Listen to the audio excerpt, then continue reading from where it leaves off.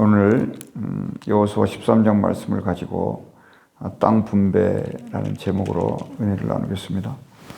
1절 말씀을 보면은 여호수아가 나이가 많아 늙었다. 그는 늙었습니다. 여호수아가 어떻게 늙었느냐면 그냥 늙어가지만 속사람이 강하게 늙어져 갔다. 이것을 한눈에 알 수 있어요. 그러니까 하나님의 말씀의 종으로 살다가 늙었다. 굉장히 중요한 회고 같은데요. 그러니까 여호수아 속에는 여러 가지 보물이 많이 들어 있었어요. 그 안에는 모세의 법이 들어 있었고 여호와의 법이 들어 있었고요. 그리고 모세의 온유함을 여호수아가 또 바톤을 이어받았을 것이고, 그리고 하나님을 따라다니고 모세를 따르면서 그가 보았던 하늘나라의 어떤 경험들, 어떤 기억들, 이런 것들이 그 여호수아의 기억 속에 많이 남아 있었을 거고, 그거를 하늘의 보물이라 그런다. 오늘 13장을 읽으면서 또 여호수아를 그동안 읽어오면서 이렇게 생각이 든 것은, 정말 진심으로 이 여호수아 같은 이런 인물, 이런 분들에게 정말 막 큰 박수도 이렇게 보내고 싶고, 이 여호수아가 이제 24장에서 이제 죽고 여기서는 그냥 늙었다는 거예요. 그러니까 110년의 인생을 살았는데, 뭐 나중에 24장에 가서 조문이라도 막 드리고 싶은 그런 정도의 인물인데요. 마치 예수의 여인들이 무덤에까지 가서 막 예수님을 보고 싶어 했던 그런 심정이 아니었을까. 아무튼 여호수아는 청년 시절에 한 40대쯤 됐을 건데, 그때 모세를 만나가지고 그 옆에서 선지자 모세를 또 지키고, 또 모세의 30일간 장례식을 다 치러드리고, 또 이제 갈렙이라는 그 믿음의 동지를 만나서 믿음의 교제를 이렇게 해왔던 그런 여호수아다. 또 여호수아는 어떻게 그런 인물이 됐느냐 이를 생각해 보면, 주야로 말씀을 묵상했던 건 당연할 것이고, 그 묵상한 말씀을 이렇게 삶으로 이렇게 나타나면서 하나님의 말씀에 순종해서 살아갔고, 순종하고 가는 중에 이렇게 좌우로 결코 끼우뚱거리지 않고 중심이 분명한 이 사람을 통해서 하나님이 일을 하고 있었다는 것을 우리가 또 생각해 볼 수가 있었습니다. 같은 여호수아 입에서는 그냥 사람의 입이 아니라 이렇게 하나님의 법이 그 입에서는 떠나지 않았다. 왜냐하면 모세가 여호수아에게 그 명령을 했어요. 유언을 할 때 내 입에서 여호와의 법이 떠나지 않게 하라. 아마 그래서 그렇게 순종했을 것 같고, 그리고 또 하나 생각해 볼 것은 하나님의 군대 대장 천사죠. 천사가 여호수아 앞에 나타났을 때 아브라함처럼 무엇을 주시렵니까? 이렇게 묻지 아니했고, 무슨 말씀을 주시렵니까? 라고 물었던 것인데, 이것은 예수님이 칭찬했던 인물 중에 백부장이 있었잖아요. 그냥 말씀만 하시옵소서. 그냥 안 오셔도 됩니다. 저도 수하에 부하가 있는데 저도 부하에게 가라 그러면 가고 오라 그러면 온다고. 예수님이 여호수아 모세 이런 거를 생각해 보면은 이런 사람들이 백부장이 있었다는 거예요. 이방인 아닙니까? 그를 영원히 기억하라, 이런 것이 이런 근거가 있다는 거죠. 그러니까 여호수아의 일생이 한 3개의 큰 사건이 있는데, 제 볼 때는 여호수아의 가장 빛나는 순간이 어디였냐? 바로 이 순간이었던 것 같아요.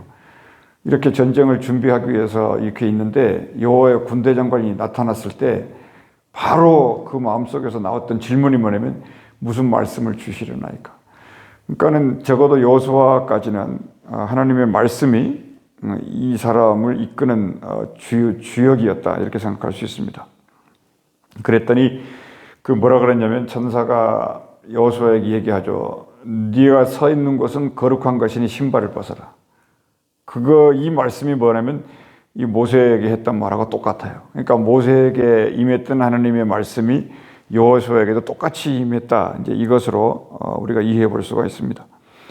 둘째로는 또 생각해 볼 거는, 이미 하나님이 여호수아와 싸워주시기 때문에, 이 대목도 여호수아서에서 계속 그 강조가 되고 있는 말인데 또 한 번, 단 한 번도 그 약속을 이 여호수아가 의심해 본 적이 없었을 거다. 이런 생각도 했습니다. 그래서 무슨 얘기냐면 이런 지도자를 가지고 있었던 이스라엘 백성들이 이 당시에는 굉장히 행복했을 것이고 이 민수기 신명기하고 달리 여호수아에서는 아이성 전투에서 패배한 것 말고는 24장 끝에까지 갈 때까지 한 번도 전쟁에서 져본 적이 없는 이런 기사를 볼 때 정말 하나님이 약속한 그대로를 다 지키셨구나 이런 마음이 들었었습니다. 그러니까 우리가 하나님의 말씀을 읽을 때마다 할 수 있는 게 뭘까 이 생각을 해볼 때 우리는 아멘 하는 것밖에는 정말 없다 이 생각도 들고요. 하여간 사실 여호수아서 자체도 맨 끝에 그래서 아멘으로 끝나요.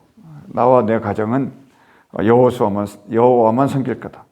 그러니까 백성이 이제 아멘하고 이렇게 마치게 되는데 참 이런 책이 이렇게 이게 순수한 책이 이게 한 권이 있어요. 여기에 막 승승장구해서 마지막 하나님의 약속이 완성이 되는. 오늘 둘째로 생각해 볼 거는 과연 그럼 가나안 땅이 젖과 꿀이 흐르는 땅이었을까요? 생각해 봤습니다. 오늘날 현대인들을 보면 이 마음 둘 곳이 없는 사람들의 방황을 많이 보는데 특히 이제 이 지역에서 더 많이 보는 것 같았어요. 그래서 하여튼 이 여호수아라는 이름만 들어도 이 가나안 땅의 일곱 족속, 그러니까 일곱 족속은 이제 신약 성경으로 가면 이제 일곱 막이라 그러잖아요. 그러니까 예수님을 대적하고 믿는 자를 대적하고 한 길로 왔다가 일곱 길로 도망갈 거다. 이 얘기들이 이제 신명기 여호수아에 있는 말씀이고 우리 예수님도 이런 말씀에 근거해서 이 백성들이 그 말이 무슨 뜻인가를 알아먹기 쉽게 설명했다는 거예요. 그러니까 이스라엘 백성이면은 한 길로 왔다가 일곱 길로 도망간다는 말은 누구나 알고 있는데 이거는 모세가 신명기 28장에서 들어가도 복 받고 나가도 복을 받고 떡 번지게도 뭐해도 전부 복을 받는다는 그거 있잖아요. 그 말씀이니까 이스라엘 백성이면 전부 암기하고 다닌 말씀인데 이스라엘 백성들이 이렇게 있는데 예수님이 그 말을 한 거죠. 한 길로 왔다가 일곱 길로 도망가는 것이 복인데 이걸 택할 거냐 아니면 한 길로 왔다가 일곱 길로 도망가지 않는 이들의 종이 될 거냐 이렇게 말씀했다는 거예요. 아무튼 이들 일곱 족속들이 있었는데 이 적들에게는 여호수아라고 하는 이름만 들어도 이들에게는 공포 자체였다는 겁니다. 그러니까는 이들에게 한마디 한 게 그거예요. 다른 거 없었죠. 그냥 우상을 버리고 하나님을 믿으면 된다. 이걸 결정하라는 그 한마디만 이 여호수아는 하고 싶다는 거죠.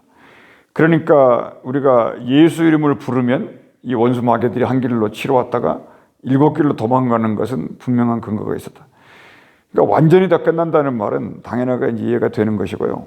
그러니까 우리의 처지가 약하고 이렇게 믿음이 없는 것 같아도 감사하고 이 고마운 것은 뭐냐면 이 성경의 이야기 안에서 그런 일들을 실질적으로 경험하고 있었던 사람들이 우리에게 빛을 비추면서 이렇게 길을 안내하고 격려하고 있기 때문에 우리가 힘들고 이게 고난 가운데 있으면서도 희망을 놓지 않는 것입니다. 그러니까는 이게 어떻게 놓치지 않을까?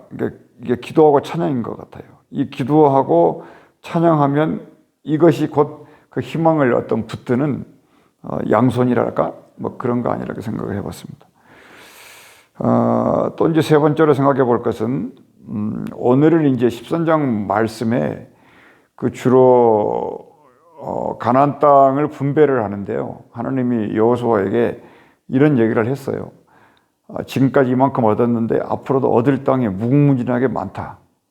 이 말을 했거든요, 여호수아에게. 근데 재밌는 것은 네가 많이 늙었구나 이 얘기를 했어요. 그러니까 이게 무슨 얘기냐면 이제 14장에 가면 알게 되는데 이제 너 뒤에 이어서 이제 갈렙이라는 인물이 이 일을 계속 이제 너와 함께 할 거다. 이제 그 얘기를 지금 예고하는 그런 얘기인데요.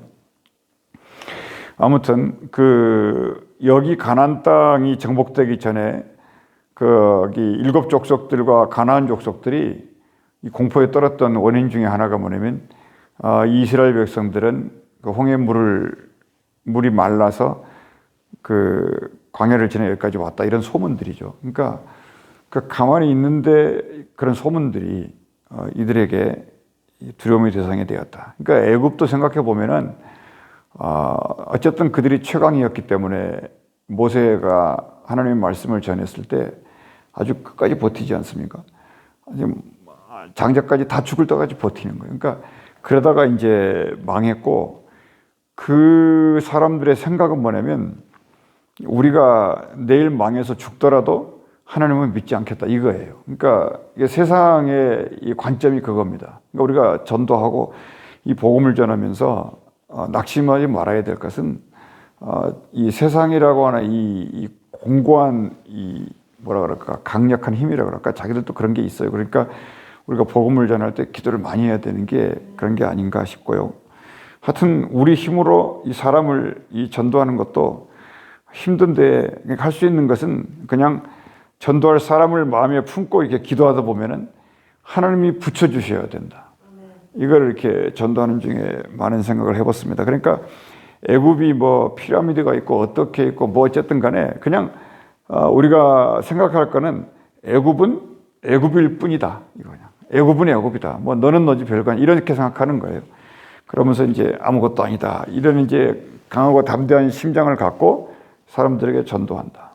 이제 애굽은 그렇게 생각할 수 있고 이제 지금 그 정복되고 있는 가나안에 대해서는 이 가나안은 왜 이게 정복이 됐어야 되냐면 이건 일단 우상의 땅이고 적과 꿀이 흐르는 땅의 풍요 속에서 일곱 족속들이 이 땅을 차지하고 우상의 나라를 만들어 놨다는 거예요. 그러니까 그게 하나님의 짐이 됐었다는 겁니다. 그래서 이스라엘 백성들을 훈련을 시켜서 이제 그 땅을 이스라엘에게 주겠다. 이렇게 이제 컨트롤이 된 거죠. 그러니까 하여튼 그 우상이 지배하는 나라들은 그 음란과 이 기생들의 문화가 굉장히 고도화되어 있고 그러다 보니까 이 나라가 아무짝에 쓸모없는 무가치한 나라가 되어버렸던 거예요. 그러니까 근본도 없고 그냥 그 뭐라 그러죠 그런 거 유전무죄 무전유죄라는 말이 있잖아요. 이게 죄를 범해도 재판도 없고 그냥 인권도 없고 뭐 그렇게 했을 거고요. 그게 나라가 아니잖아요. 그러니까 하나님은 하나님의 법이 있는 백성들을 그 땅에 정착을 시켜서 세계의 중심으로 이제 세우려는 꿈을 지금 이루고 있는 과정에 있는데 그래서 이제 하나님은 이 그런 종족들을 완전히 진멸해야 됐고 이 가나안 땅이 하나님의 말씀에 훈련된 제대로 된 사람들이 차지하게 하겠다 이런 겁니다. 이들의 특징이 뭡니까? 온유한 거죠, 특징이. 그러니까 그 예수님이 그 산상설교 하시면서 그랬잖아요. 마음이 심령이 온유한 자가 땅을 기업으로 얻을 거다 그랬지 않습니까? 그러니까 이걸 보면은 딱 맞아 들어가는 말씀이에요. 그러니까는 이 하나님의 말씀이 사람도 지배를 해야 되고 세상도 지배를 할 때 이제 하나님이 이제 기뻐하신다는 거죠. 그렇게 될 때 어떻게 되냐면 땅도 행복하고 사람도 행복하고 하나님도 행복하고 모두 이제 행복해지기 시작한다 이런 뜻입니다. 아무튼 하나님은 이 모든 것을 다 계획 가운데 그대로 하시고 계시는 것이고 언제든지 이렇게 새 일을 시작하는 거다. 그래서 여러분 그 여호수아는 여기 이렇게 읽어보니까 여호수아가 어떤 책인가 한 주제는 뭐냐면 완전 진멸이에요. 그러니까 완전히 진멸하라. 이게 여호수아에게 내린 하나님의 특명입니다. 특명. 그러니까 이 특명은 명령을 받은 사람이 이 명령을 완전하게 수행하지 않으면 이 사람은 뭐가 되죠? 이걸 하지 않으면 그냥 죽을 자유도 없는 거예요. 쉽게 말하면.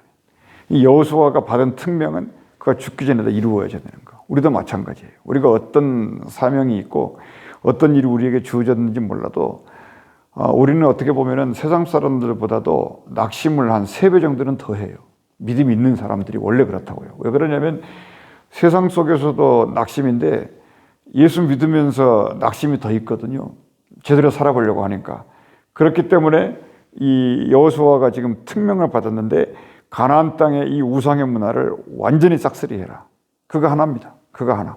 그거 하나 붙들고 두 번째 그 특명을 붙들 때 모세가 여호수아에게 뭐라 그러냐면 너 발바닥으로 밟는 땅은 전부 주겠다 그랬잖아요. 발바닥으로 밟는 땅은. 그러니까 이 여호수아는 그냥 발바닥 책이에요. 발바닥 책. 그러니까 발바닥으로 밟는 거. 그러니까 발바닥으로 밟는 거 준다 그랬으니까 괜히 가가지고 내 발바닥으로 밟았으니까 이거 내 땅이다 그러지 말고 그냥 기도하라는 그런 뜻이에요. 가는 곳마다 기도하면서 하나님 이 땅을 주실 거다.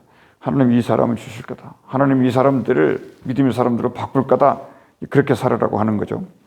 그러니까 이 여호수아하고 이스라엘은 이 가나안 땅을 반드시 진멸시켜야 되는데 이제 그 이유를 우리가 이제 살면서 이제 하나하나 알아가는 거 그게 은혜입니다. 그게 잘 안 될 수 있어요. 뭐 사람을 만나거나 뭐 비즈니스를 하거나 약속을 하거나 교제를 하거나 이럴 때요. 마음속에 이게 기도가 앞서가거든요. 항상 하나님 이곳을 주의 은혜가 함께 하시고 이제 소리는 안 나가지만 이렇게 해요. 일단 기도를 심어요. 일단 어디 가서든지 일단 기도를 여호수아가 이제 그러니까 여호수아를 생각하면은 존경스럽기도 하지만은 막 가까이 갈 수가 없어요. 물론 하나님이 하신 거지만은 성경에 이런 책이 없다는 생각을 했어요. 그러니까 이게 한 번 이게 아이상 그거 잠깐 실수한 거 빼놓고는 인간이니까 이게 한 번도 패배한 적이 없는 이런 책이 있었는데 그래서 하여튼 끊임없이 이 여호수아의 훈련 이게 열매를 지금 맺고 있는데 하나님의 말씀을 붙들고 우리도 그러니까 날마다 이해하려고 그러고요. 말씀을 깨닫고 순종하며 나갈 때 이 사람은 이게 가장 변화되지 할 수 없는 존재인데 하나님의 이 능력으로 말씀으로 이게 변화될 수 있는 가능성이 우리에게 많이 있다. 그거를 인생을 참 뜻깊게 살았다. 이렇게 말하는 거다는 말씀을 드리는 거예요. 지금 여호수아가 지금 그 말을 하고 있는 거예요. 야, 내 인생을 이렇게 살았다는 거죠. 이제 땅 얘기를 잠깐 하고 이제 말씀 마치겠는데요. 아무튼 이 가나안 땅 얘기니까 결국에 여호수아가 이게 땅은 일단 하나님이 주셔야 된다는 것이고 그 영토지 않습니까? 일단 이스라엘 나라가 건국이 되려면 그 백성은 일단 있으니까 됐고 그리고 주권이 있어야 되는데 이 주권은 이스라엘 백성은 나중에 이제 전부 왕 같은 제사장이 되거든요. 그렇기 때문에 원래 성경은 레위 지파들에게는 기업이 없어요. 하나님 자체가 기업이기 때문에. 그러면 나중에 이들이 어떻게 되냐면 베드로의 말에 따르면 전부 왕 같은 제사장이기 때문에 이스라엘 백성은 기업이 하나님 자체가 기업이 되는 거죠. 그러니까 이렇게 이제 바뀐다는 거예요.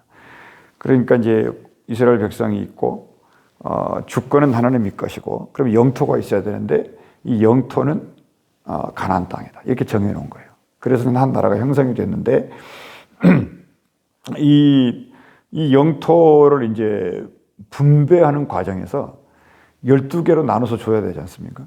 똑같이 나누지 않았다는 거죠. 이게 재밌는 게 이 두 가지인데 일단 영토를 분배할 때는 하나님의 명령이니까 제비를 뽑아가지고 영토를 분배했어요.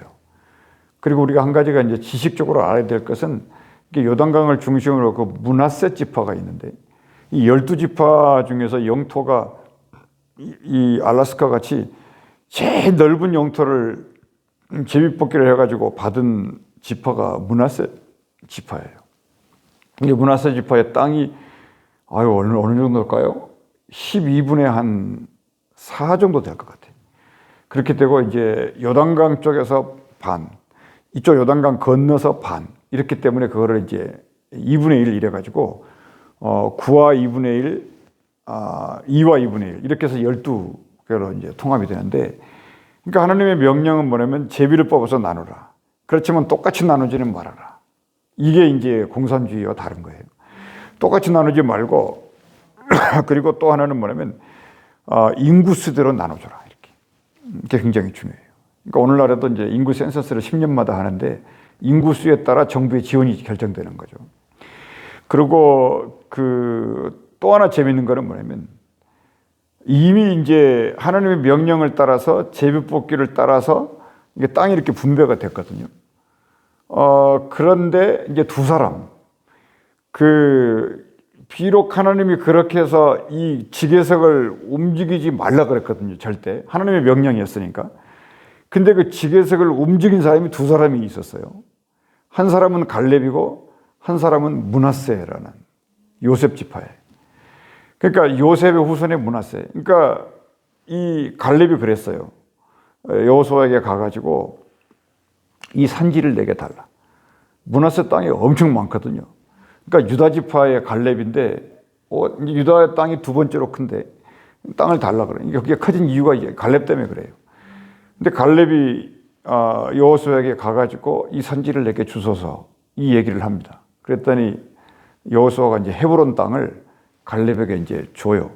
그러면서 이제 유다 지파의 땅이 이제 므낫세 지파의 두 번째로 큰 땅이 되는데, 그러니까 무슨 얘기인지 아실 거고, 그리고 그래서 또 하나 이제 그 므낫세 요셉 지파의 그 므낫세 지파의 이 사람이 이제 또 가가지고 여호수아에게 또 땅을 달라 그래요.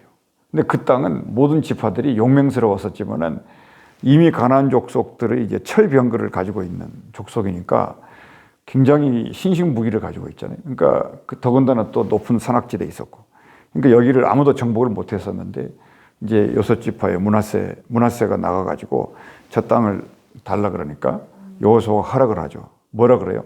네가 가서 개척해라. 이런 얘기를 해요. 그러면 네 거다 이렇게 말합니다. 그러니까는 성경에 보면은요, 이게 율법과 복음이라고 하는 게 굉장히 그 율법도 여호수아 손에 붙들려 가지고 플렉서블 하다는 거예요. 그러니까 딱딱하게 뭐 이거니까 이거다 이런 것만이 아니라는 거죠. 그러니까 땅 분배도 마찬가지예요. 그러니까 오늘은 우리가 하나님이 이것도 우리를 사랑하신 건데 기도해야 되는 이유가 그거예요. 말씀을 붙들고 기도하다 보면 하나님의 법이 이건데 하나님은 또 때에 따라서 이 법을 또 이렇게 흐름에 따라 움직일 수도 있고 이런 분이니까 무엇이 이렇게 이것이 정답이고 저것이 정답이다 이게 없다는 겁니다. 그러니까 인생 살면서 중요한 건 그때그때 하나님의 뜻이 뭐다. 다만 우리는 말씀을 붙들고 갔는데 그 말씀을 하나님이 이쪽으로 해석할 수도 있고 이렇게 해석하고 이렇게 해석한다. 이게 뭐냐면 하나님의 형상이라는 뜻이에요. 형상은 상상하다기 때문에 하나님의 영감을 받고 말씀 붙들고 있는 중에 상상이 발동하면서요. 그 기도가 막 하늘과 땅을 이렇게 채우면서 앞으로 나가는 이런 이제 영감 있는 삶을 살게 된다는 것입니다. 기도하겠습니다. 은혜로우신 우리 아버지 하나님, 이 아침에 우리와 함께 하신 것을 감사합니다. 우리의 마음속에 하나님의 말씀을 담을 수 있는 속사람의 그릇이 날로 확장되고 깊어질 수 있도록 인도하여 주시옵소서. 그 소원 하나 가지고 지금까지 주님 따르고 믿음 따라왔음을 고백합니다. 하나님, 우리의 인생을 주님 앞에 도달할 때까지 이 땅에 살면서 그 목표를 향하여 그 표대를 향하여 달려갈 길을 힘있게 달려갈 수 있도록 우리를 인도해 주시옵소서. 우리가 낙심도 알고 좌절도 알고 정말로 넘어짐도 많은 걸 경험합니다. 그런데 우리가 주의 말씀을 붙들 때 그 모든 일들이 새로운 능력으로 변화된 줄을 믿사옵나니 하나님 우리와 함께하여 주시옵소서. 주 예수 이름으로 기도합나이다. 아멘.